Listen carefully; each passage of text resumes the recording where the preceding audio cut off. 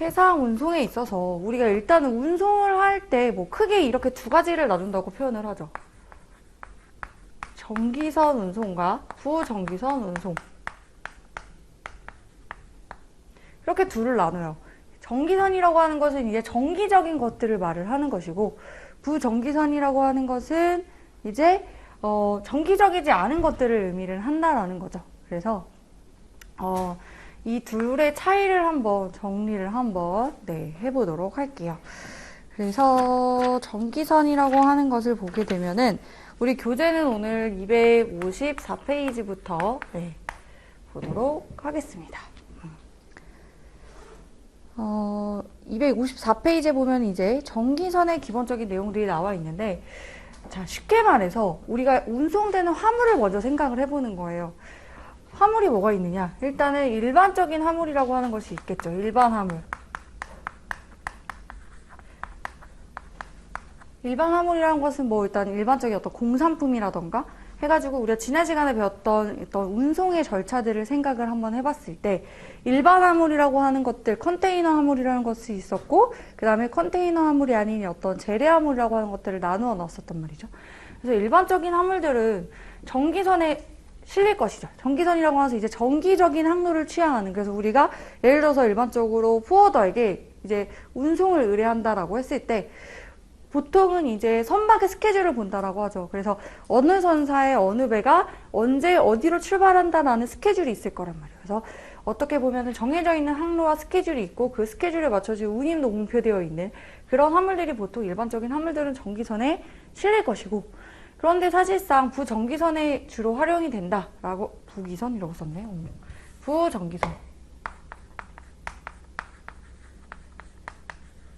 그런데 내가 실리고자 하는 화물이, 일반적인 화물은 다른 화물들과 같이 실릴 수 있어야지만 갈 수가 있는 것인데, 그렇지 않은 경우에 부정기선이라고 해서 예를 들어서 뭐 벌크 화물 이런 것들은 특히 대량으로 보내는 것들이 많겠죠. 뭐 석탄이나 곡물이나 이런 것들.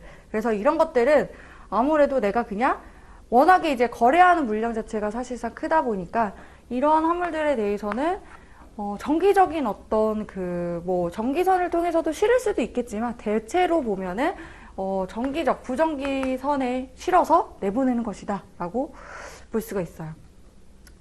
그래서 여기서 조금 이제 크게 와닿지 않는다라고 할 수도 있는데, 쉽게 말해서 우리가 만약에 뭐 어떤 속초로 여행을 간다라고 했을 때 보통 우리가 고속버스 터미널에 가게 되면 버스 시간표가 있잖아요. 그래서 그렇게 가는 것들이 만약에 얘기를 굳이 비유한다면 일반적인 고속버스. 그런데 부정기선이라고 하는 것은 우리가 왜 뭐 한두 명이 가는 경우에는 고속버스에서 이제 표 티켓팅을 해서 가는 것이 일반적이겠지만, 사람이 많다. 그래서 뭐 보통 뭐 대학교에서 뭐 MT 간다 하면 버스 대절한다라고 표현하죠. 그래서 전세버스, 버스를 전세로 빌려서 가는 경우들이 이러한 경우다라고 이제 기본적인 그냥 간단하게 구분을 하면 이러하다는 거죠. 그래서 정기적인 선에 대한, 정기선에 대한 것들에 대해서 일반적인 화물에 대해서 정리를 할 것이고, 그 다음에 이제 부정기선이라고 해서 어떻게 보면 전세한다는 것은 뭐예요? 빌리는 거잖아요. 그쵸? 그래서 우리가 이제 전세, 쉽게 말해서 용선을 한다라고 표현을 합니다. 그래서 이때 중요한 것은 이제 어떤 계약을 체결하느냐. 이러한 정기선의 운송의 형태에서 운송계약이라고 하는 것은 지난 시간에도 말씀드렸다시피 송화인과 운송인 간의 운송계약을 체결하는 거라고 했죠. 그래서 어떤 개개의 다수의 화물에 대하여 개개의 화주들과 운송인들 간의 이제 운송계약을 체결하는 형태라고 해서 우리가 이것을 운송계약의 형태를 계품 운송계약이다라고 표현을 할 거예요. 계품 운송계약. 그런데 이런 형태 같은 경우에는 빌리는 거란 거죠. 운송을 의뢰한다기보다는 내가 배를 빌리는 형태다라고 해가지고 우리가 이때 체결되는 것이 용선계약을 체결한다라고 표현을 해요. 그래서 이 용선계약 같은 경우에도 사실상 크게 이제 세 가지로 나누어질 수가 있는데, 우리가 이제 배울 거니까 간단하게 키워드만 정리하면, 나용선 계약이라는 것이 있구나. 그리고 기간 용선 계약이라고 하는 것이 있구나. 그 다음에 항해 용선 계약이라고 하는 것이 있구나.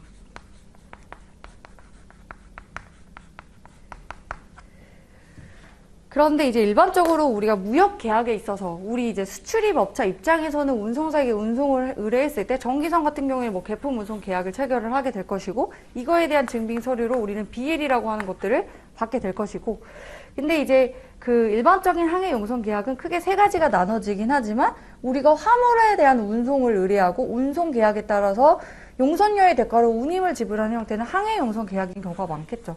그래서 이것들도 마찬가지로 우리가 이때 용선 계약에 대한 BL이 발행이 되기는 합니다. 그쵸?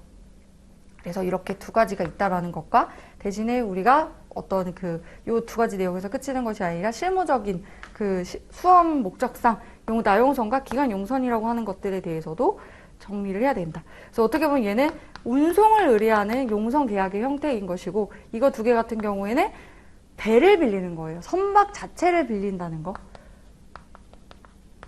이렇게 이거는 잠시 후에 좀 구체적으로 설명드리고, 일단 이번 시간에는 이 전기선에 좀 초점을 맞추어서 한번 보도록 하겠습니다.